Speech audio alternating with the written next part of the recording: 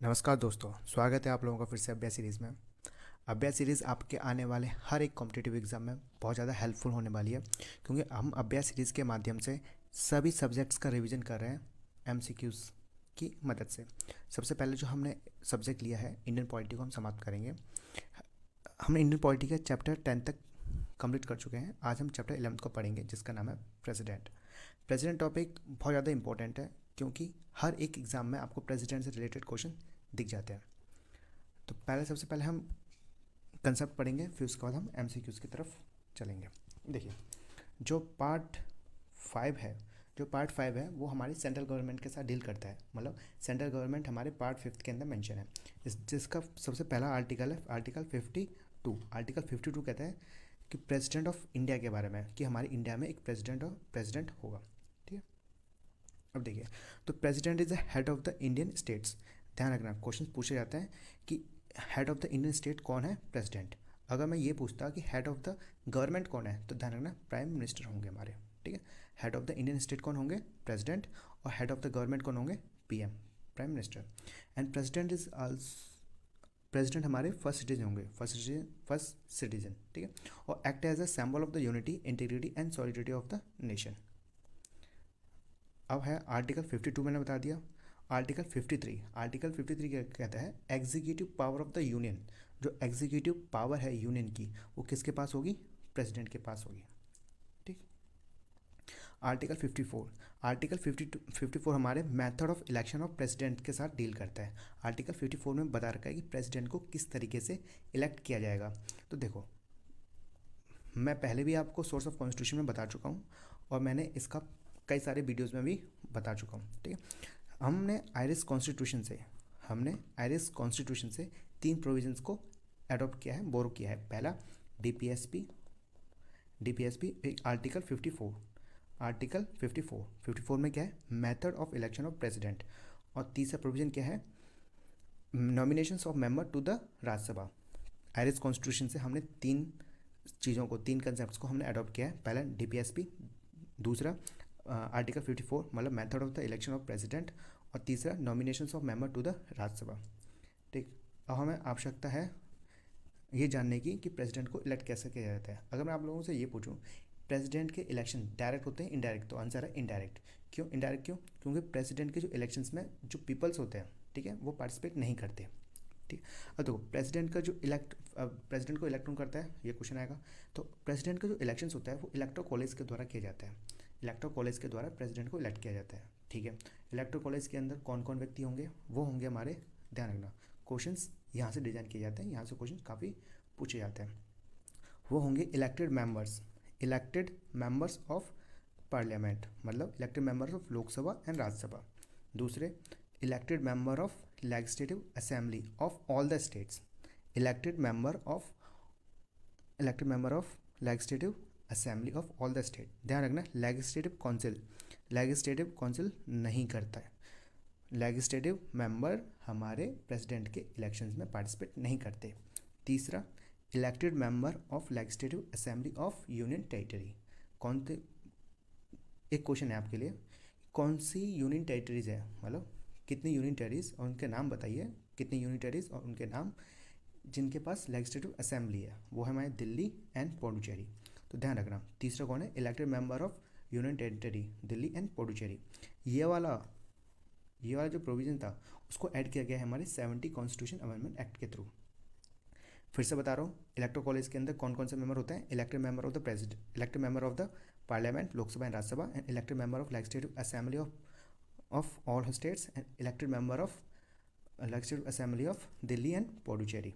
और ये थर्ड वाला है पुडुचेरी और दिल्ली का, वो हमारा 70 कॉन्स्टिट्यूशन अमेंडमेंट एक्ट के थ्रू ऐड किया गया था। क्वेश्चन पूछे जाते हैं, ध्यान रखना, लेजिस्लेटिव काउंसिल पार्टिसिपेट नहीं करती। और एक और चीज़, नॉमिनेटेड मेंबर पार्टिसिपेट नहीं करते। ठीक है, इलेक्टेड मेंबर ओनली पार्टिसिपेट करते हैं। आर्टिकल 54 समझा दिया। आर्टिकल 56 हमारे टर्म ऑफ ऑफिस में 5 साल का। अच्छा, 5 साल तक ऑफिस को होल्ड कर सकते हैं। अब मैं तुम्हें एक चीज़ समझा रहा हूँ। देखो, मैं प्रेसिडेंट बना, मैं 2000 में प्रेसिडेंट बना। ठीक है, और मैं 2005 कंप्लीट हो गई यहाँ पर। उस दिन 20 तारीख थी। ठीक, 20 तारीख थी। अब प्रेसिडेंट के इलेक्शंस होते हैं, लेकिन जो इलेक्शंस किए जाते हैं, ठीक है, उसमें थोड़ा सा डिले हो जाता है। यहाँ पे जो प्रेसिडेंट, जो न्यू प्रेसिडेंट आएंगे वो 30 तारीख को अपनी ऑफिस को होल्ड करेंगे, 30 तारीख को चार्ज लेंगे अपनी ऑफिस का। तो क्या 10 दिन के लिए जो प्रेसिडेंट का ऑफिस है वो वैकेंट रहेगा? इसका आंसर है नहीं। जब तक कि नई प्रेसिडेंट नहीं आ जाते, मैं प्रेसिडेंट की ऑफिस को होल्ड करके रखूँगा। समझ में आ गया? मैं कब तक प्रेसिडेंट रहूँगा? 30 तारीख तक, ठीक है। अब बाई चांस मान लो कि मेरी किसी भी तरीके से मृत्यु हो जाती है, यहाँ पे मैं अपना रिजाइनेशन किसको दे देता हूँ? वाइस प्रेसिडेंट को दे देता हूँ। तो क्या जो अब मेरी जो सीट है, जो मेरा ऑफिस है, प्रेसिडेंट का ऑफिस है, वो तो वैकेंट हो गया। तो किसके द्वारा ऑफिस को, अब तो ऑफिस है वो वैकेंट तो रह नहीं सकता, तो किसके द्वारा होल्ड किया जाएगा? वो है वाइस प्रेसिडेंट ऑफ इंडिया के। अब क्या वाइस प्रेसिडेंट परमानेंटली प्रेसिडेंट की पोस्ट को होल्ड करके रखेंगे? आंसर है नहीं। वाइस प्रेसिडेंट मैक्सिमम 6 मंथ्स के लिए वाइस प्रेसिडेंट की ऑफिस को होल्ड कर सकते हैं। कहने का मतलब ये है, प्रेसिडेंट के जो इलेक्शंस होते हैं वो 6 मंथ के अंदर हो जाने चाहिए। ओके, ठीक भाई। आर्टिकल 56 बता दिया मैंने। आर्टिकल 56 सब क्लॉज 1 का ए, कि अपना जो रिजाइनेशन किसको देंगे? वाइस प्रेसिडेंट ऑफ इंडिया को, ठीक है। आर्टिकल 57 री इलेक्शंस। अब देखो मैं तुम्हें एक और एग्जांपल समझाता हूँ। मान के चलो मैं यूएसए में रहता हूँ और मैंने ऑलरेडी 2 बार प्रेसिडेंट बन चुका हूँ। यूएसए में मैं रहता हूँ और मैं 2 बार प्रेसिडेंट बन चुका हूँ। क्या मैं तीसरी बार प्रेसिडेंट के लिए खड़ा हो सकता हूँ? क्या मैं तीसरी बार प्रेसिडेंट की ऑफिस को होल्ड कर सकता हूँ? तो सिंपल सा आंसर है नहीं, क्योंकि यूएसए में ओनली 2 बार कोई भी व्यक्ति, यूएसए के अंदर कोई भी व्यक्ति 2 बार प्रेसिडेंट बन सकता है, तीसरी बार नहीं बन सकता। कितनी लिमिटेड, कितने हैं? ओनली 2 बार, तीसरी बार नहीं बन सकता।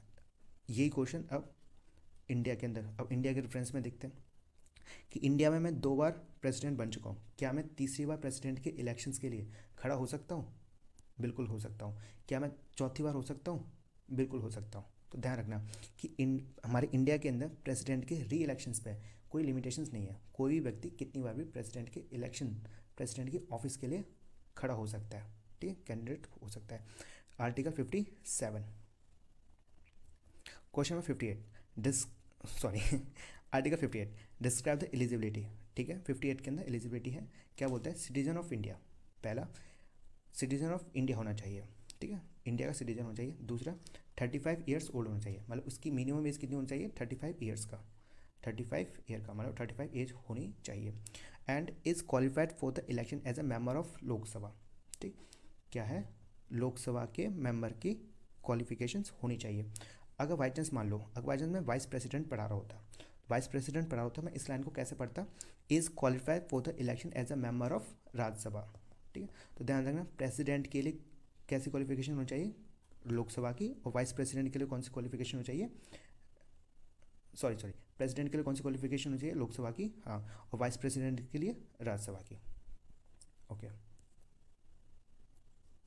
हम पढ़ते हैं आर्टिकल 60 में। आर्टिकल 60 हमारा डील करता है ओथ एडमिनिस्ट्रेड बाय सीजीआई, मतलब प्रेसिडेंट को जो ओथ दिलवाएगा वो कौन दिलवाएंगे? CJI, chief justice of India. अब देखिए, शेड्यूल 3 है, मैंने आपको पार्ट्स एंड शेड्यूल करके एक चैप्टर बनाया है, उसके अंदर सारे शेड्यूल को डिफाइन कर रखा है बहुत अच्छी तरह से। अब बताता हूँ, शेड्यूल 3 के अंदर प्रेसिडेंट के ओथ मेंशन है या नहीं? फिर से समझो, क्या शेड्यूल 3 के अंदर प्रेसिडेंट की ओथ मेंशन है या नहीं? तो इसका आंसर है नहीं। ध्यान रखना, प्रेसिडेंट की ओथ शेड्यूल 3 के अंदर मेंशन नहीं है। तो किस में मेंशन है? आर्टिकल 60 के अंदर। Article 60 deal with oath of president, किसके द्वारा एडमिनिस्टर किया जाएगी? सीजीआई, ठीक। अगर मान के चलो सीजीआई नहीं है, ठीक है, अगर सीजीआई जो ऑफिस है वेकेंट है, फिर कौन दिलवाएगा? सीनियर मोस्ट जज ऑफ द सुप्रीम कोर्ट, ठीक है। आर्टिकल 61 हमारे इम्पीचमेंट प्रोसीजर के साथ डील करता है। अच्छा, एक क्वेश्चन सोर्स ऑफ कॉन्स्टिट्यूशन के अंदर भी मैं बता चुका हूँ, लेकिन फिर से बता रहा हूँ। आर्टिकल 61 मतलब इम्पीचमेंट प्रोसीजर, जो इम्पीचमेंट प्रोसीजर है वो कहाँ से, कौन सी कंट्री से अडॉप्ट किया गया, बोरो किया गया है? इसका आंसर है यूएसए। ध्यान रखना, हमने यूएसए से इम्पीचमेंट प्रोसीजर को बोरो किया हुआ है। अब देखियो, हाँ, जो प्रेसिडेंट है, इम्पीचमेंट प्रेसिडेंट को रिमूव कर सकते हैं ऑफिस से। क्या बैकग्राउंड होना चाहिए? किस ग्राउंड के ऊपर? किस बेसिस के ऊपर? वॉयलेशन ऑफ कॉन्स्टिट्यूशन बोल रखा है, कॉन्स्टिट्यूशन के अंदर बोल रखा है कि अगर प्रेसिडेंट हमारे कॉन्स्टिट्यूशन को वॉयलेशन करता है, प्रेसिडेंट हमारे कॉन्स्टिट्यूशन का वॉयलेशन करते हैं तो उसको तो उनको इम्पीचमेंट करके ऑफिस से निकाल दिया जाता है, इम्पीचमेंट कर दिया जाता है। ठीक है, अब देखो एक चीज़ बताओ मुझे, इलेक्शंस के अंदर एक चीज़ ध्यान रखना, इलेक्शंस के अंदर दो चीज़ बताई थी मैंने स्पेशल, क्या कि लेजिस्लेटिव असेंबली पार्टिसिपेट करता है, ठीक, और दूसरी बात क्या बताई थी मैंने, ओनली इलेक्टेड मेंबर पार्टिसिपेट करते हैं। समझना फिर से, इलेक्टोरल कॉलेज के अंदर लेजिस्लेटिव असेंबली, ठीक है, पार्टिसिपेट करती है, और क्या बताया था मैंने, इलेक्टेड मेंबर ही पार्टिसिपेट करता है, नॉमिनेटेड मेंबर पार्टिसिपेट नहीं करते। लेकिन इम्पीचमेंट प्रोसीजर के अंदर, इम्पीचमेंट प्रोसीजर के अंदर लेजिस्लेटिव असेंबली पार्टिसिपेट नहीं करती, ध्यान रखना। और इसमें इलेक्टेड और नॉमिनेटेड, ध्यान रखना कि नॉमिनेटेड मेंबर भी इम्पीचमेंट प्रोसीजर के अंदर पार्टिसिपेट करते हैं। फिर से समझो, लेजिस्लेटिव असेंबली पार्टिसिपेट नहीं करती इम्पीचमेंट प्रोसीजर में, और इलेक्टेड और नॉमिनेटेड मेंबर किसके, दो ही चीज़ अब दो ही बचे। देखो स्टेट्स तो खत्म हो गए, यूनियन टेरिटरी भी खत्म हो गई, अब बचा क्या, ओनली पार्लियामेंट, पार्लियामेंट मतलब लोकसभा और राज्यसभा, ठीक। अच्छा एक बार बताओ, कॉन्स्टिट्यूशन के अंदर प्रेसिडेंट को रिमूव करने का ग्राउंड दे रखा है कि कौन सा ग्राउंड होना चाहिए, वॉयलेशन ऑफ द कॉन्स्टिट्यूशन। क्या गवर्नर को रिमूव करने का ग्राउंड कॉन्स्टिट्यूशन के अंदर मेंशन है? तो इसका आंसर है नहीं, ध्यान रखना। एक और क्वेश्चन, कौन से प्रेसिडेंट, ठीक है, कौन से प्रेसिडेंट है जिनको इम्पीचमेंट प्रोसीजर का सामना करना पड़ा है, मतलब कौन से प्रेसिडेंट है जिनको इम्पीचमेंट करके उनको ऑफिस से निकाला गया है? तो ध्यान रखना, अभी तक इम्पीचमेंट प्रोसीजर किसी भी प्रेसिडेंट के अगेंस्ट स्टार्ट नहीं हुआ, ठीक है। आर्टिकल 72 पार्डन पावर, देखो आर्टिकल 72 प्रेसिडेंट को पार्डन पावर देती है, ठीक है। पार्डन पावर 5 है, कौन सी है? एक पार्डन, रेम्यूटेशन, रिप्राइव, रेस्पाइट और कम्यूटेशन, ठीक है। एक और रहेगी हमारी, रिप्राइव, कम्यूटेशन, एक कौन सी होगी है? देखो pardon, reprieve, commutation, pardon, reprieve, respite, remission, दो 4-5 है, सॉरी अब मैं भूल रहा हूँ, I am really sorry for that, मैं स्लिप कर रहा है, मैं आगे बता दूंगा जब क्वेश्चन में आएगा, अब मैं बोल रहा हूँ सॉरी। आर्टिकल 72 क्या है? पार्डन पावर है। अब देखो गवर्नर के पास भी हमारे पार्डन पावर है, कौन से आर्टिकल में? आर्टिकल 161। आर्टिकल 72 पार्डन पावर किसको देते हैं? प्रेसिडेंट को। और आर्टिकल 161 पार्डन पावर किसको देते हैं? गवर्नर को। तो ध्यान रखना एक चीज़, प्रेसिडेंट के पार्डन पावर के अंदर और गवर्नर की पार्डन पावर के अंदर डिफरेंस है, क्या है? जो गवर्नर की पार्डन पावर है ना, वो दो चीज़ेस पे, मतलब कुछ रिस्ट्रिक्टेड है, दो चीज़ों पे हमारी पार्डन पावर को यूज़ नहीं कर सकता, दो केसेस में पार्डन पावर यूज़ नहीं कर सकते। कौन? गवर्नर साहब। कौन से?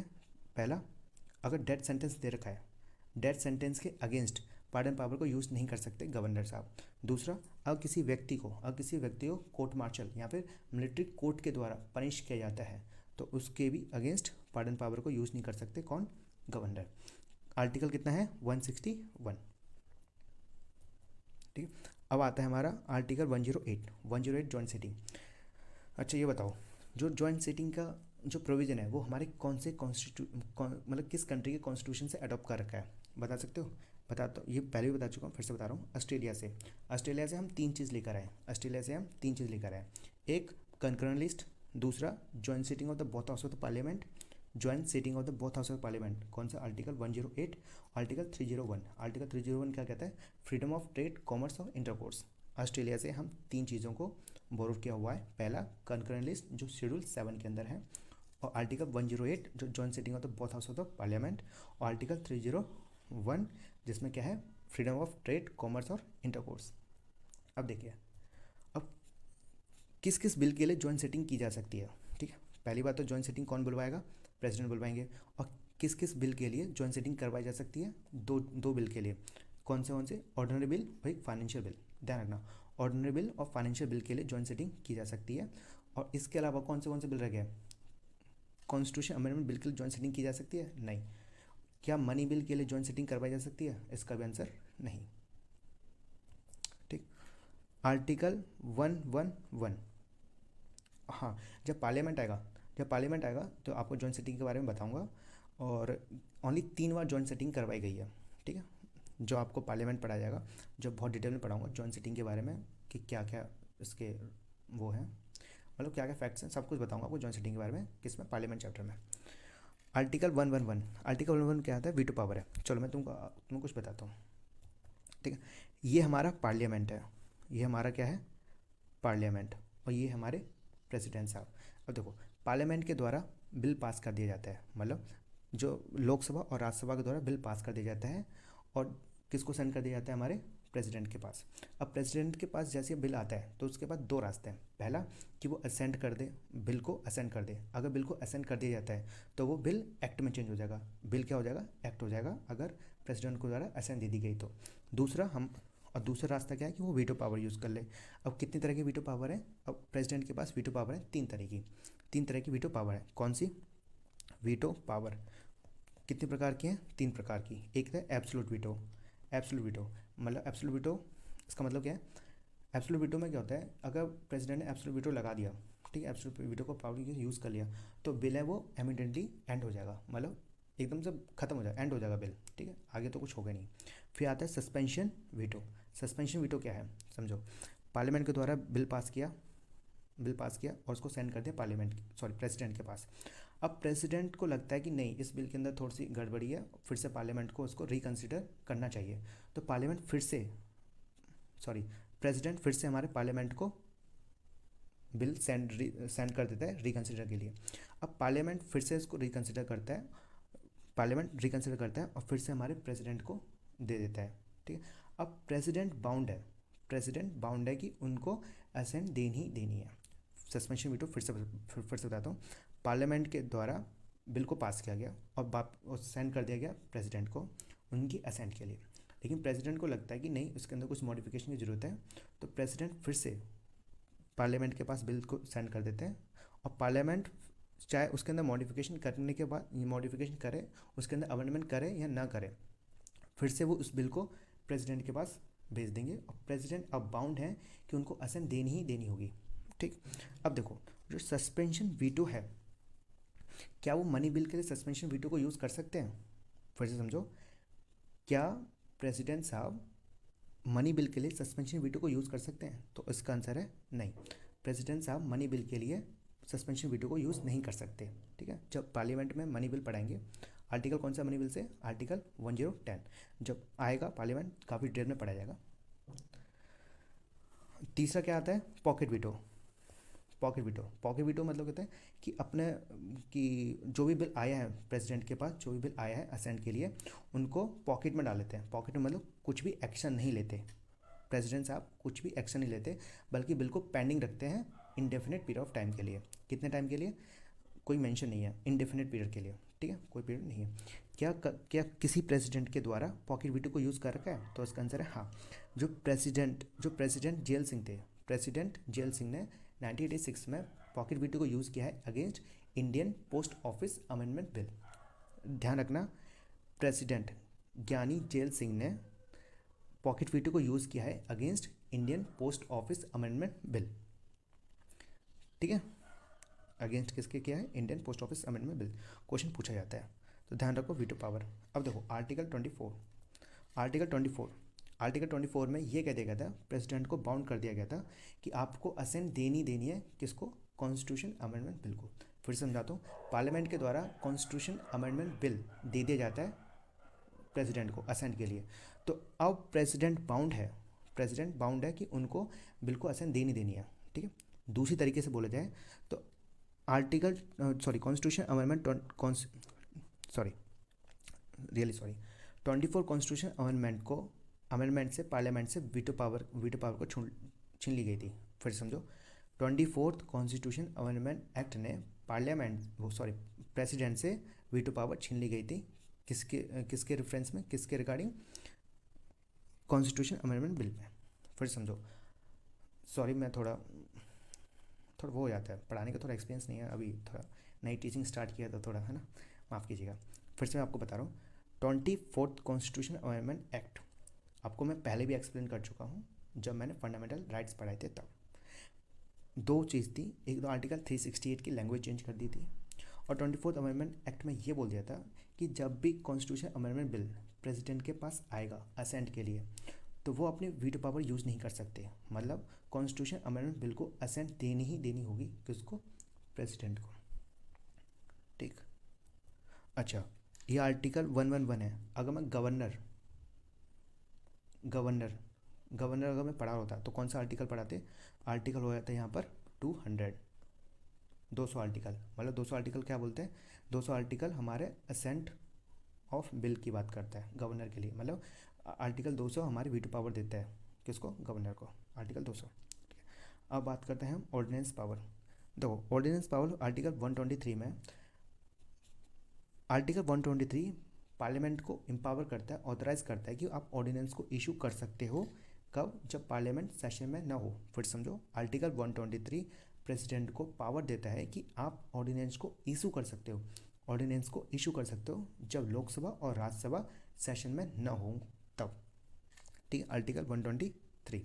अब देखो, मान के चलो ऑर्डिनेंस इशू कर दिया जाता है, ठीक है, कब, जब पार्लियामेंट सेशन में नहीं है। अब इस डे, मान के चलो 20 तारीख को ही हमारे पार्लियामेंट रीअसेंबल हो जाती है। मतलब लोकसभा और राज्यसभा 20 तारीख को सेशन में आ जाती हैं। तो 20 तारीख से लेके 6 वीक तक, ध्यान रखना, 20 तारीख से लेके 6 वीक्स तक ऑर्डिनेंस को अप्रूव करना पड़ेगा किसको, पार्लियामेंट को। फिर समझो, आर्टिकल 123 आर्टिकल 123 प्रेसिडेंट को पावर देती है कि आप ऑर्डिनेंस इशू कर सकते हो जब पार्लियामेंट सेशन में न हो। लेकिन जैसे ही हमारी दोनों हाउसेस पार्लियामेंट जब हमारे रीअसेंबल होंगे तो उनको 6 वीक्स के अंदर ऑर्डिनेंस को अप्रूव करना पड़ेगा, आर्टिकल 123। अगर ये चीज़ मैं गवर्नर के लिए पढ़ा रहा होता, गवर्नर के लिए, तो कौन सा आर्टिकल यूज़ होता, आर्टिकल होता 213। ध्यान रखना, प्रेसिडेंट के लिए 123 और गवर्नर के लिए 213। आर्टिकल 143, देखो आर्टिकल 143 पूछा जाता है। आर्टिकल 143 हमारे पावर देता है किसको, प्रेसिडेंट को। देखो ये प्रेसिडेंट है और ये सुप्रीम कोर्ट है। अब प्रेसिडेंट चाहता है सुप्रीम कोर्ट से कि वो एडवाइस करे किसी भी लॉ या फिर किसी फैक्ट के ऊपर। फिर से समझो, parliament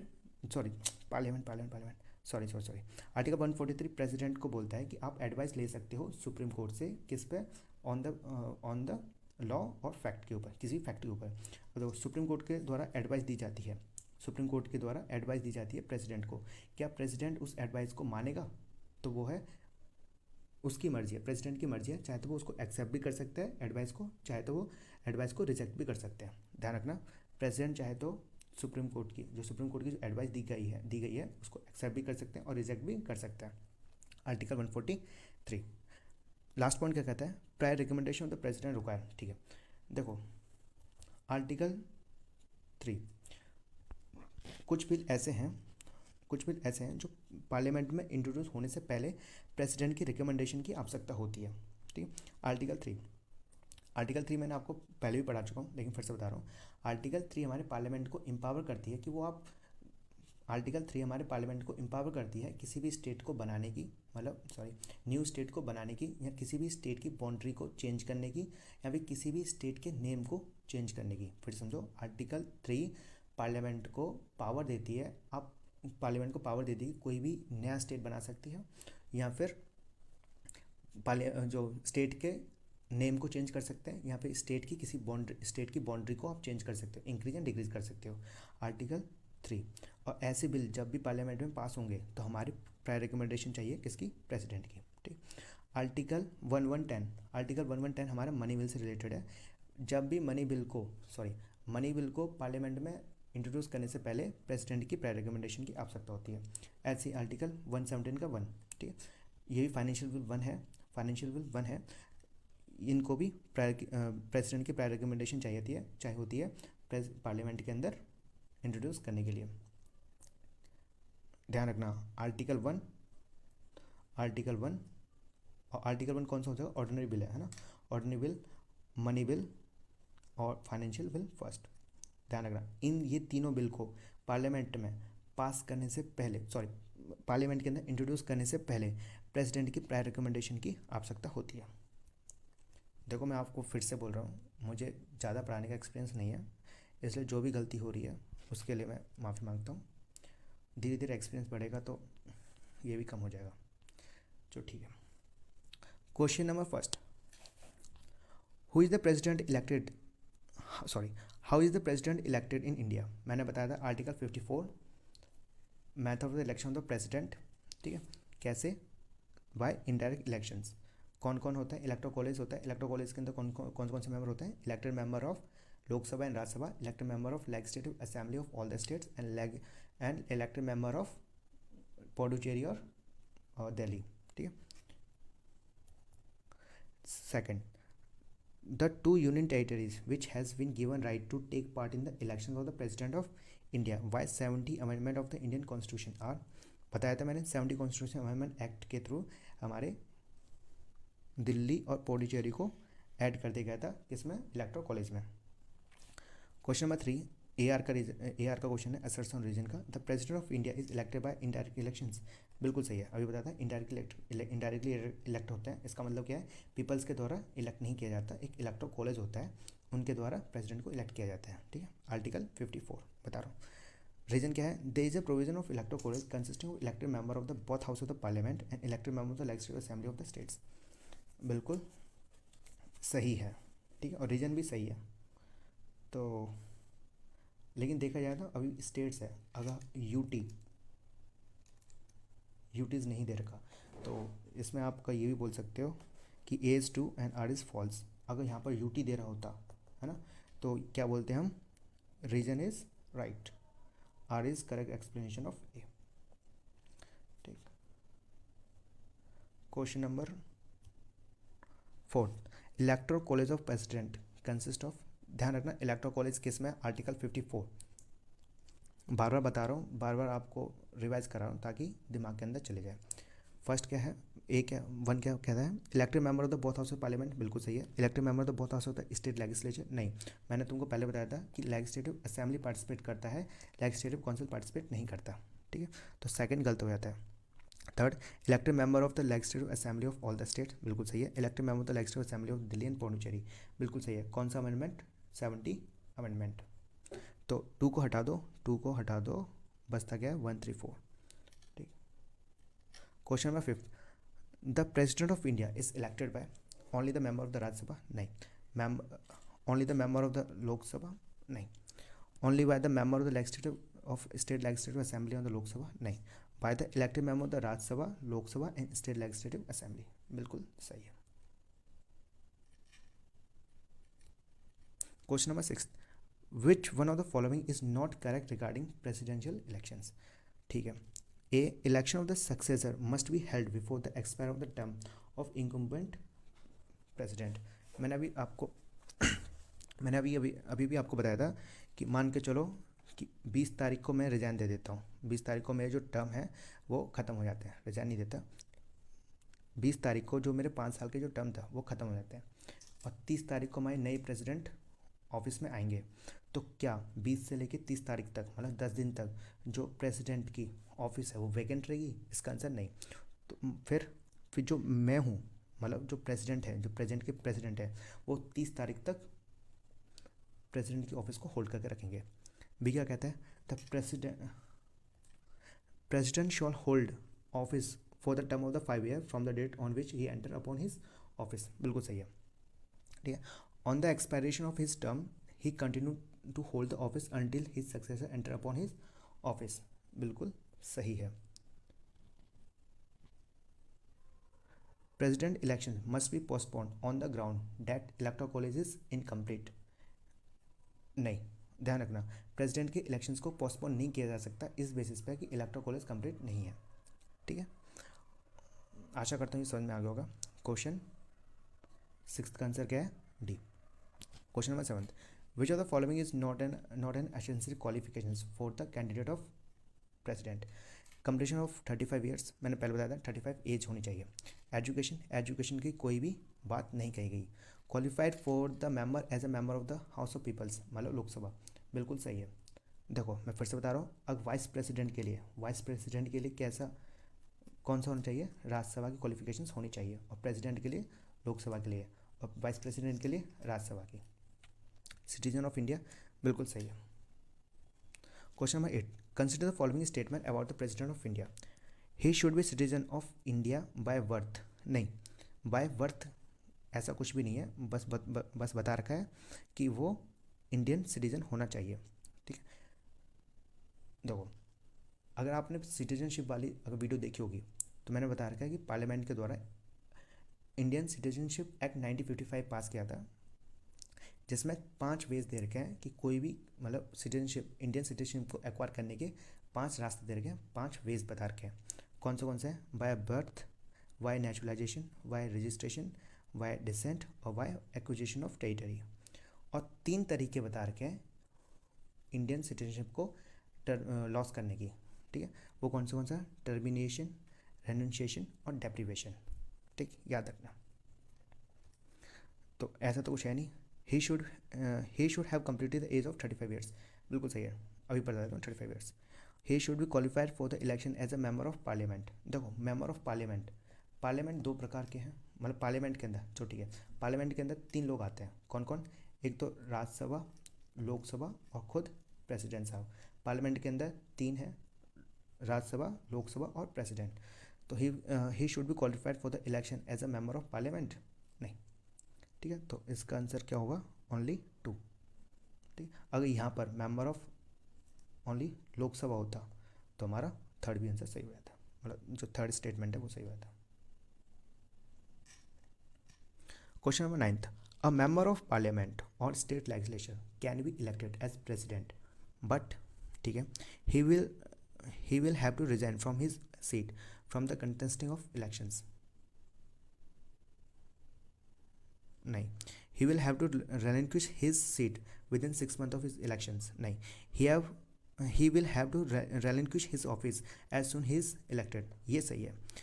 An MP can contest but an MLA not आता, कुछ टाइपिंग मिस्टेक हो गया, नॉट। तो इसका आंसर क्या है, सी। ठीक, question number 10, Which article of the Indian Constitution prescribe eligibility conditions for re-elections to the post of President of India? मैंने बता के रखा है री-इलेक्शंस किस में दे रखा है, बताओ, 57 में है ना। Question number 11, if there is any dispute regarding the presidential election it can be refer to supreme court of India. ध्यान रखना, प्रेसिडेंट के इलेक्शंस को लेके और कोई भी डिस्प्यूट हो जाता है तो उस डिस्प्यूट को कौन डील करेगा, सुप्रीम कोर्ट। और जो सुप्रीम कोर्ट के द्वारा दिया गया वो कोई भी डिसीजन होगा वो फाइनल होगा।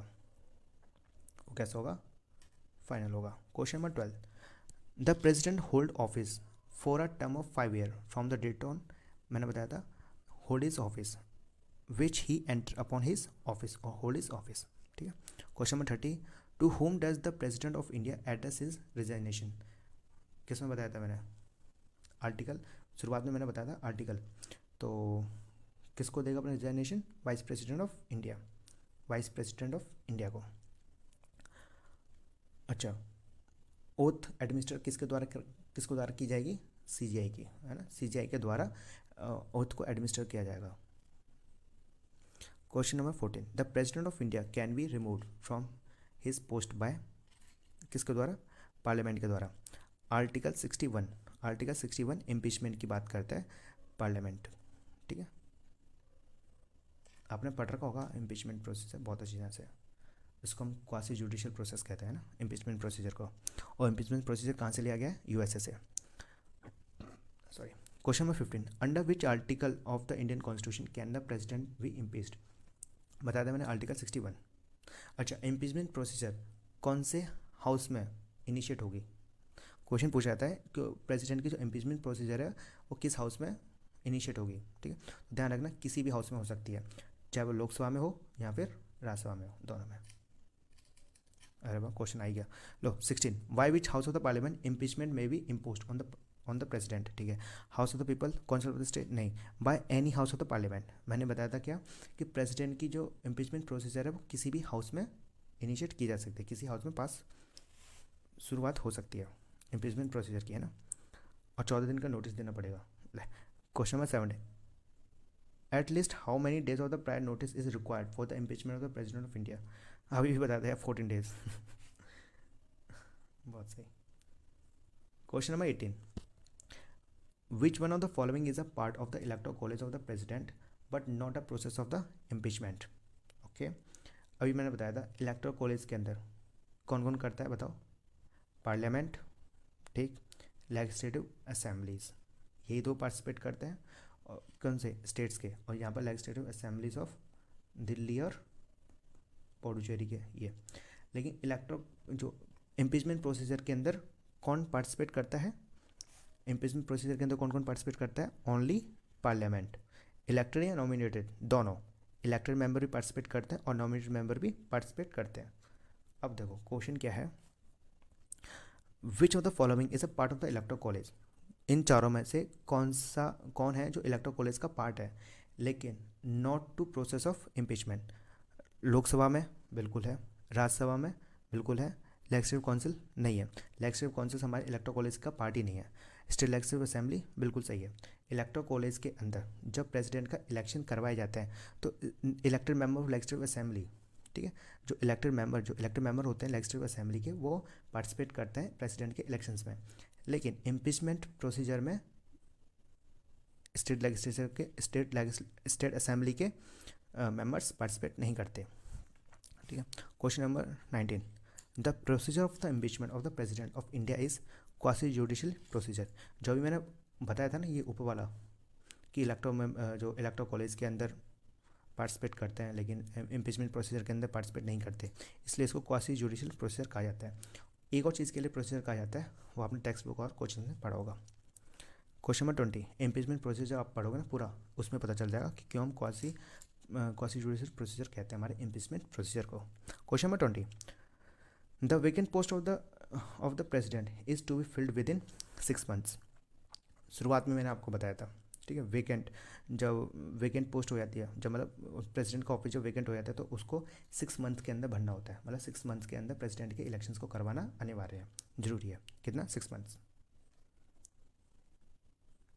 Question number 21, in case the post of the president of India fall vacant due to his death, resignation or removal from the office, who will occupy that post? मैंने बताया था कौन? वाइस प्रेसिडेंट, ठीक है। मैंने बता रखा है कि अगर प्रेसिडेंट की ऑफिस को वेकेंट हो जाता है किसी भी कारणवश, ठीक है, तो वाइस प्रेसिडेंट होगा, वो प्रेसिडेंट की पोस्ट को संभालते हैं। कितने दिन के लिए, मैक्सिमम कितने दिन के लिए, ये भी पूछा जा सकता है। मतलब थोड़ी लैंग्वेज उसको चेंज किया जा सकता है कि वाइस प्रेसिडेंट कितने दिनों के लिए बन सकता है, मतलब कितने मंथ्स के लिए बन सकते हैं? 6 मंथ्स के लिए। क्यों? क्योंकि प्रेसिडेंट के जो इलेक्शंस होना 6 मंथ्स के अंदर होना अनिवार्य है। Question number 22, in case the post of president of India fall vacant and there is a no vice president also, who among the following would be acting president? बता रखा है मैंने, chief justice of supreme court, CJI, है ना।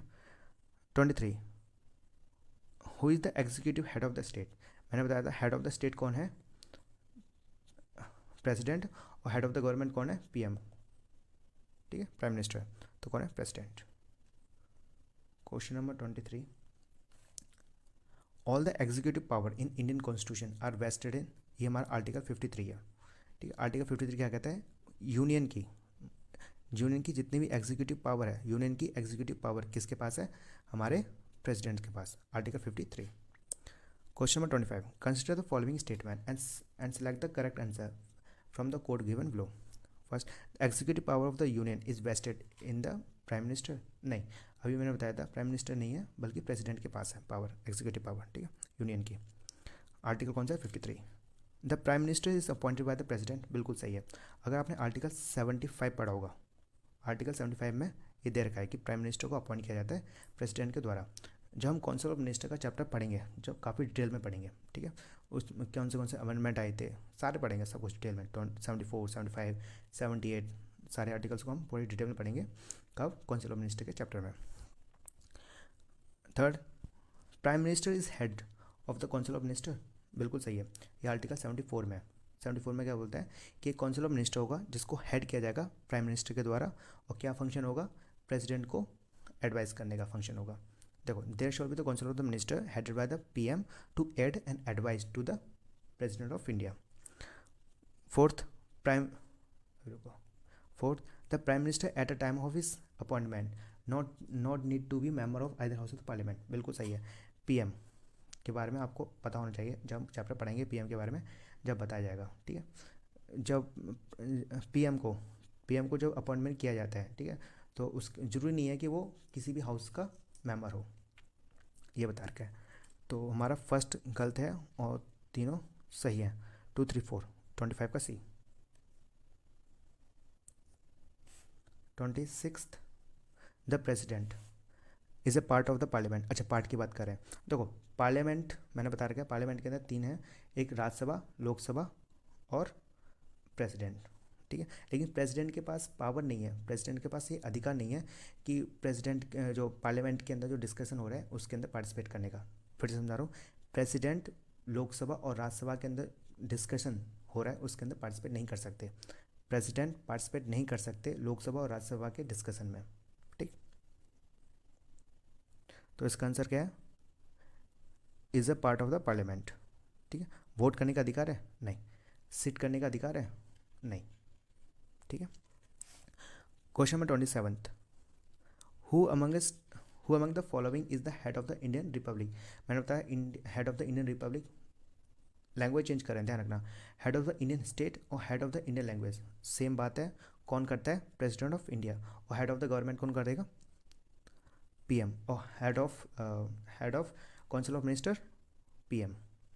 Question number 28, the president can dissolve Lok Sabha on recommendation of the chief justice of India. नहीं। लोकसभा के recommendation से? नहीं। Recommendation of the union cabinet, बिल्कुल सही है। राज्यसभा रिकमेंडेशन? नहीं। जब आपको काउंसिल ऑफ मिनिस्टर पढ़ाया जाएगा जब बताया जाएगा, ठीक। Question number 29, the joint sitting of the house of people and the council of the state is summoned by. तो आर्टिकल 108 जॉइंट सिटिंग करवाई जाती है। किस कंट्री से अडॉप्ट किया गया है? कौन सी कंट्री से अडॉप्ट किया गया है? ऑस्ट्रेलिया से। फिर से बता रहा हूँ, ऑस्ट्रेलिया से हमने जॉइंट सिटिंग को अडॉप्ट किया गया है। ऑस्ट्रेलिया से हमने 3 चीज़ अडॉप्ट की है, एक कंकरेंट लिस्ट, एक joint sitting of the both house of parliament और फ्रीडम ऑफ ट्रेड, कॉमर्स और इंटरकोर्स, आर्टिकल 301। किसके द्वारा बुलाया जाता है? प्रेसिडेंट के द्वारा। अच्छा, कौन से बिल के लिए जॉइंट सिटिंग की जा सकती है? 2 चीज़ के लिए, ओ एफ मतलब ऑर्डिनेंस बिल के लिए और फाइनेंशियल बिल फर्स्ट के लिए, ठीक। Question number 30, which one of the following statement about the president of India is not correct. He is a constant part of the parliament, बिल्कुल है। Not बोल रखा है ना, पार्लियामेंट का कॉन्स्टेंट पार्ट है। He participate in the discussion in the both house, नहीं। ध्यान रखना, वो हाउसेस में सिट नहीं कर सकता, ना वोट करने का अधिकार होता है। He address the joint meeting of the both house, बिल्कुल सही है। ही कैन प्रमोट ऑर्डिनेंस कौन सा आर्टिकल है? आर्टिकल 123। और गवर्नर का कौन सा आर्टिकल है? 213। देखो, मैं बार बार आर्टिकल्स बता रहा हूँ, मुझे बताने की आवश्यकता नहीं है, लेकिन फिर भी मैं बता रहा हूँ ताकि आप लोगों को रिवाइज हो जाए।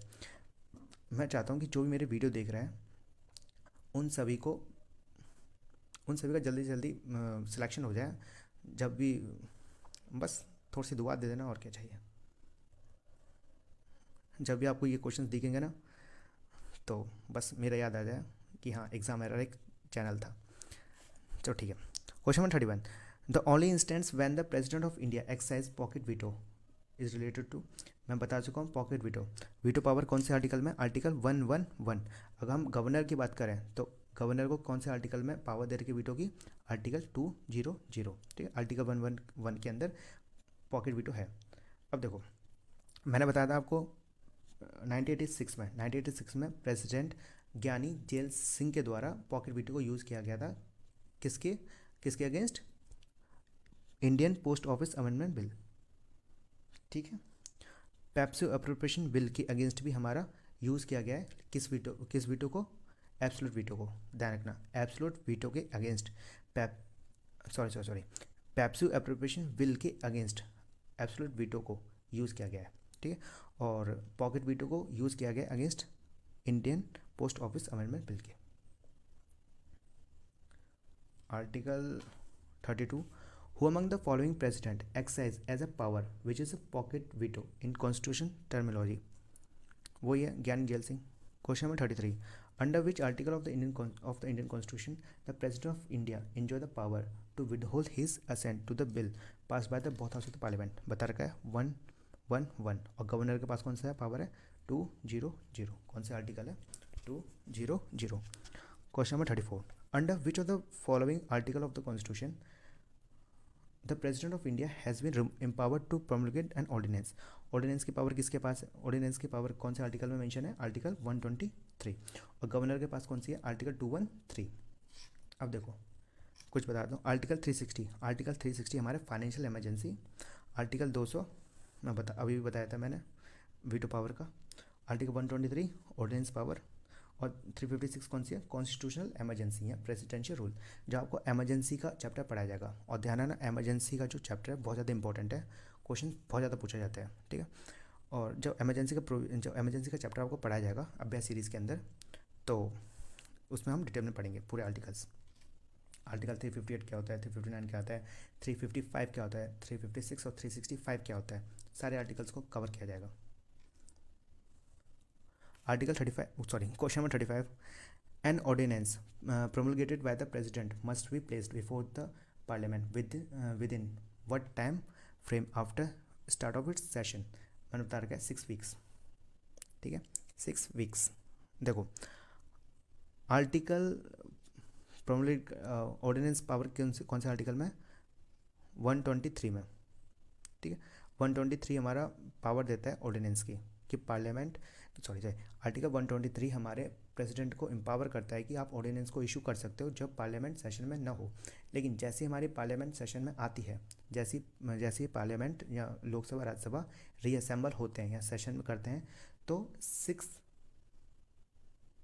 वीक्स के अंदर आपको जो ऑर्डिनेंस है उसको अप्रूव करना होगा, ठीक है। 36, who among the following is appointed by the president? Attorney general of India बिल्कुल सही है, गैग बिल्कुल सही है, गवर्नर ऑफ द स्टेट बिल्कुल सही है, ऑल ऑफ अबव, ठीक है। जब हमने पार्ट्स और शेड्यूल पढ़ाए थे तो उनके सभी के आर्टिकल्स बता के रखे हुए इसमें, है ना। Article 76, article 148, article 155। Question number 37, which one of the following is not appointed by the president of India? ठीक है, वाइस प्रेसिडेंट नहीं। देखो जो नेक्स्ट चैप्टर है हमारा वाइस प्रेसिडेंट है, और वाइस प्रेसिडेंट का मैं बताऊंगा कि किस तरह से इलेक्शन किया जाता है। ये भी हमारे प्रेसिडेंट की तरह इलेक्टोरल कॉलेज से इलेक्ट किया जाते हैं और इनडायरेक्ट इलेक्ट होते हैं, मतलब डायरेक्ट पीपल्स के द्वारा इलेक्ट नहीं किए जाते, इसको इलेक्टोरल कॉलेज के द्वारा इलेक्ट किया जाता है, ठीक है। तो नॉट अपॉइंटेड बिल्कुल सही है। आर्टिकल 38, आर्टिकल बोल रहा हूँ सॉरी, क्वेश्चन नंबर 38। तो आर्टिकल्स इतने घपले हो जाते हैं कि क्वेश्चन के ऊपर आर्टिकल्स बोल रहा हूँ, आर्टिकल 38 है ना सॉरी हाँ वैसा। Question number 38, which of the following is incorrect about the power of president of India? ठीक है, the president bound to accept the advice of supreme court. देखो मैंने आर्टिकल 143 बता के रखा है। आर्टिकल 143 क्या बोलता है कि पार्लियामेंट एडवाइस ले पार्लियामेंट आर्टिकल 143 बोलता है कि प्रेसिडेंट, जब भी मैं पी लिखता हूँ तो पी लिखने के बाद मुझे पार्लियामेंट बोलता हूँ, है ना, तो ये गलत है मेरा, तो प्रेसिडेंट, ठीक है। आर्टिकल 143 हमारे प्रेसिडेंट को एम्पावर करता है, प्रेसिडेंट को पावर देता है कि आप एडवाइस ले सकते हो सुप्रीम कोर्ट से किसी भी लॉ के ऊपर, किसी भी फैक्ट्स के ऊपर। फिर से बता रहा हूँ, आर्टिकल 143 प्रेसिडेंट को पावर देता है कि आप एडवाइस सीख कर सकते हो किससे? सुप्रीम कोर्ट से, किसी भी लॉ और फैक्ट के ऊपर। अब देखो सुप्रीम कोर्ट के द्वारा एडवाइस दी जाएगी प्रेसिडेंट को। अब प्रेसिडेंट के ऊपर निर्भर है कि वो एडवाइस को एक्सेप्ट भी कर सकता है और रिजेक्ट भी कर सकता है। प्रेसिडेंट के ऊपर डिपेंड है कि वो चाहे तो एडवाइस को एक्सेप्ट भी कर सकता है और एडवाइस को रिजेक्ट भी कर सकता है, कोई बाउंडेशन नहीं है। आर्टिकल 143। अब देखो the president bound to accept the advice of the supreme court, नहीं, बता चुका हूँ मैं। एमरजेंसी पावर, और तो ये हो गया president bound not accept, incorrect बोल रखा है, ठीक है। Question number 39, sorry, according to the constitution which among the following is not power of president of India? Promulgate of ordinance, article 123 है। To consult the supreme court, article 143 अभी बताया था। To send the message to the house of the parliament, ये नहीं है, ये power नहीं है, ध्यान रखो, इसको ब्रैकेट में दे रखा है तो पावर को ध्यान रखो, ये राइट है, ये हमारे प्रेसिडेंट का राइट है।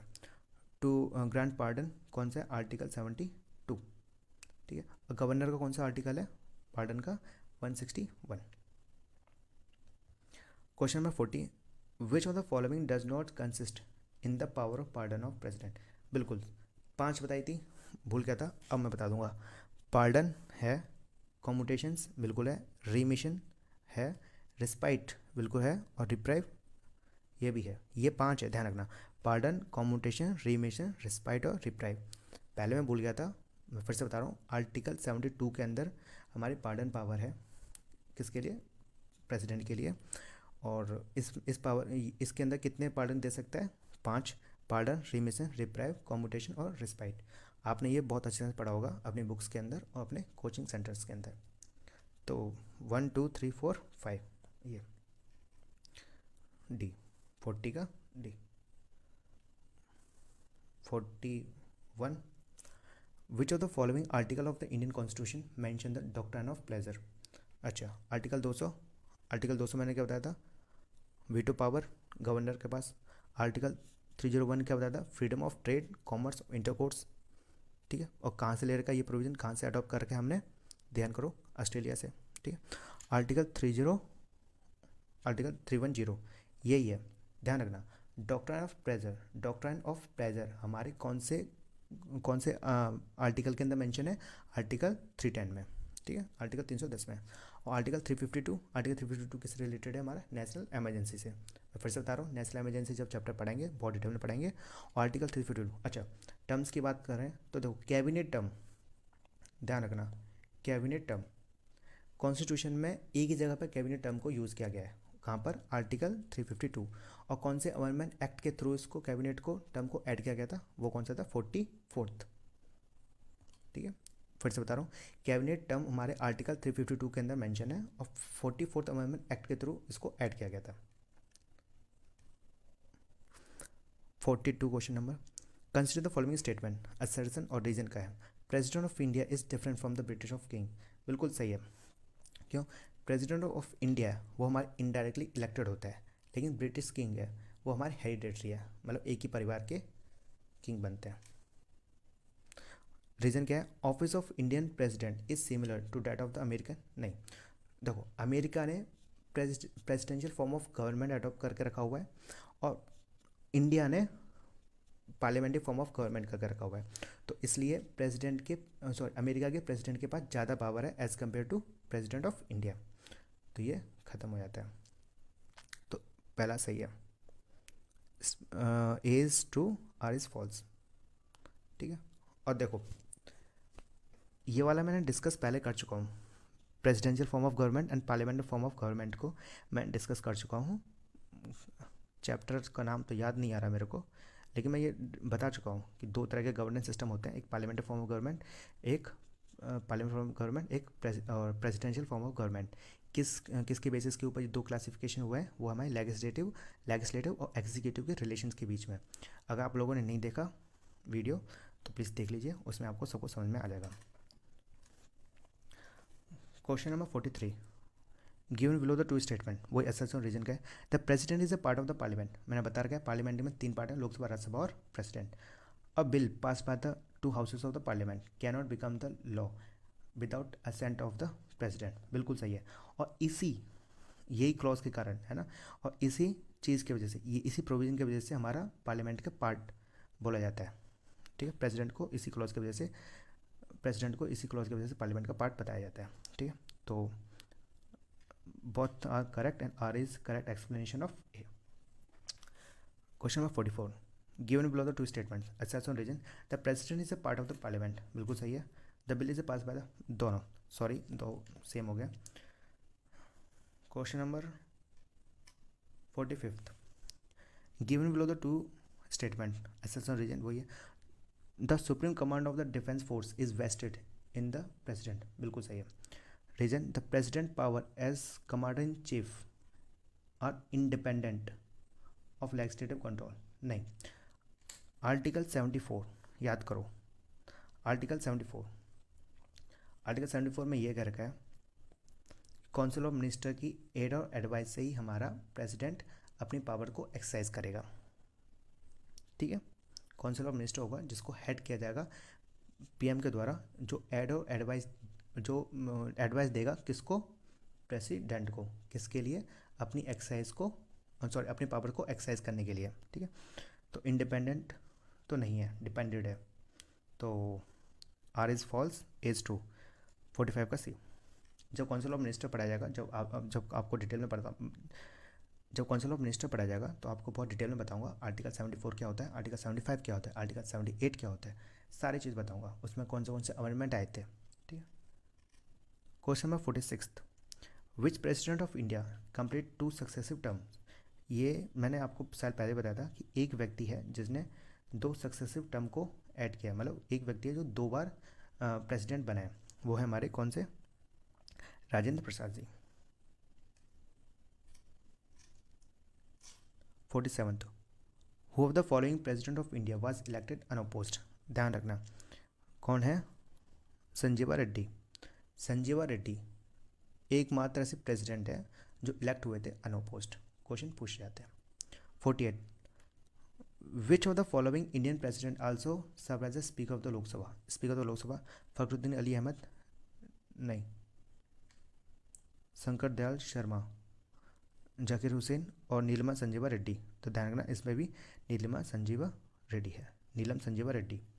ठीक है, नीलमा संजीवा रेड्डी देखो ऐसी प्रेसिडेंट है जो इलेक्ट हुए थे अनअपोज्ड, और ध्यान रखना नीलमा संजीवा रेड्डी ने स्पीकर भी थे हमारे, Ranjeev Sanjiva Reddy serve as a speaker of Lok Sabha.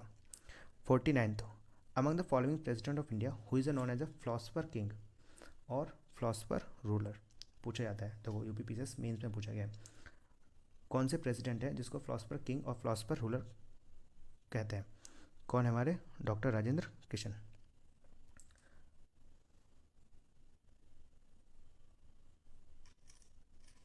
Question number 50, who among the following president of India was associate with the trade union movement.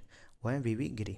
ध्यान रखना एन संजय रेड्डी, ध्यान रखना ऐसे प्रेसिडेंट है जो इलेक्टेड हुए थे अनअपोज्ड और हमारे स्पीकर ऑफ लोकसभा भी रह चुके हैं। ठीक है, वीवी गिरी। अच्छा, जाकिर हुसैन से याद आया, जाकिर हुसैन और फ़खरुद्दीन अली अहमद, जाकिर हुसैन और फ़खरुद्दीन अली अहमद ये 2 ऐसे प्रेसिडेंट थे जो अपने टर्म में ही डेथ हो गए। 5 साल का टर्म होता है, तो इसी टर्म में 5 साल के अंदर ही वो जाकिर हुसैन और फ़खरुद्दीन अली अहमद की डेथ हो गई थी। ठीक है, अपने टर्म ऑफ ऑफिस में ही 2 प्रेसिडेंट हैं जिनकी डेथ हो गई थी, उनका नाम क्या है, फ़खरुद्दीन अली अहमद और जाकिर हुसैन। क्वेश्चन पूछा जाता है। Question number 51, which president of India was called missile man आप लोग जानते हो, एपीजे अब्दुल कलाम। ठीक है। Question number 52, who among the following chief justice of India also act as a president of India. Chief justice of India, ठीक है, justice MC महाजन नहीं, M हदीतुल्ला। ठीक है, M हदीतुल्ला। अच्छा, justice PN Bhagwati, sorry justice PN Bhagwati को हम पढ़ते हैं किसके लिए, पिल के लिए, पब्लिक इंटरेस्ट लिटिगेशन। जो पब्लिक इंटरेस्ट लिटिगेशन का जो कंसेप्ट को इंट्रोड्यूस किया था वो हमारे PN भगवती के द्वारा किया गया था। एक और जस्टिस थे, कौन से, वो मुझे कमेंट बॉक्स में लिख के बताइएगा। ठीक है, चलो मैं बताता हूँ, VR कृष्ण अय्यर। ठीक है, PN भगवती और VR कृष्ण अय्यर ये 2 व्यक्ति थे जिन्होंने PIL को, पब्लिक इंटरेस्ट लिटिगेशन को इंट्रोड्यूस किया था इंडिया के अंदर। ठीक है, PN भगवती और VR Krishna Iyer. Question number 53, who was among the following to receive the first Bharat Ratna. अच्छा, जो भारत रत्न 1954 से स्टार्ट हुआ था देना, भारत रत्न 1954 से स्टार्ट हुआ था, और भारत रत्न 1954 में 3 लोगों को दिया गया था। एक तो थे हमारे S राधाकृष्णन, ठीक है, दूसरे कौन थे, CV रमन, और तीसरे कौन थे हमारे राजा गोपालाचारी। देखो भारत रत्न, फिर से बता रहा हूँ, भारत रत्न 1954 में इंट्रोड्यूस किया गया था और 1954 में ही 3 व्यक्तियों को भारत रत्न दिया गया था। पहला S राधाकृष्णन, दूसरे CV रमन और तीसरे राजा गोपालाचारी। ठीक है। Question number 54, which of the following statement is not correct, to hold the office of president candidate should have the minimum age of 35। बिल्कुल सही है, 35 एज तो होनी चाहिए।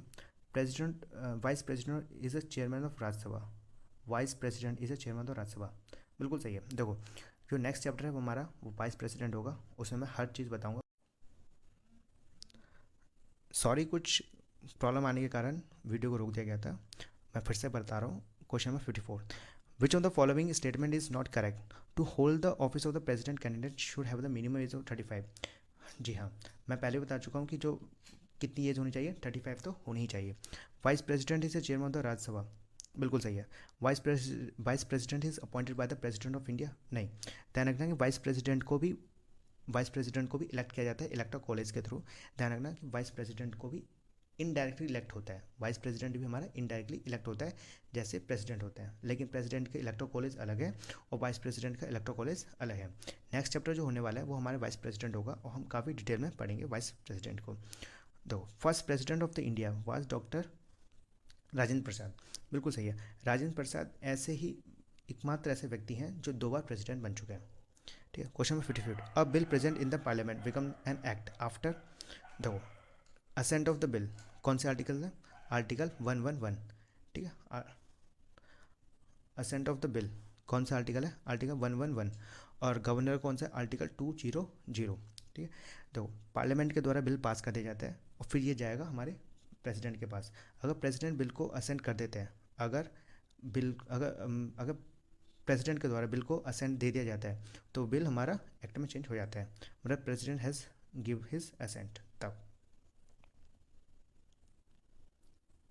56, who has the constitutional power to declare the geographical area as a schedule area? वो हमारा president. देखिए schedule 5 हमारा किसके साथ डील करता है?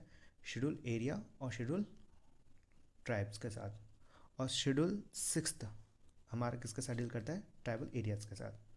मैंने शेड्यूल और पार्ट्स का एक चैप्टर बना रखा है, उसमें मैंने बहुत डिटेल में पढ़ा रखा है, आपको जाके एक बार देख लीजिएगा। तो प्रेसिडेंट के पास अधिकार होता है, वो किसी भी जोग्राफिकल एरिया को शेड्यूल एरिया में कन्वर्ट कर सकता है, मतलब डिक्लेयर कर सकता है। Question number 57, Rashtrapati Bhavan was design by ध्यान एडविन लुटियंस के द्वारा। ये था हमारा लास्ट क्वेश्चन। आशा करता हूँ कि ये वीडियो आपके लिए हेल्पफुल होगी। और जो नेक्स्ट चैप्टर होने वाला है वो वाइस प्रेसिडेंट होने वाला है। जी धन्यवाद।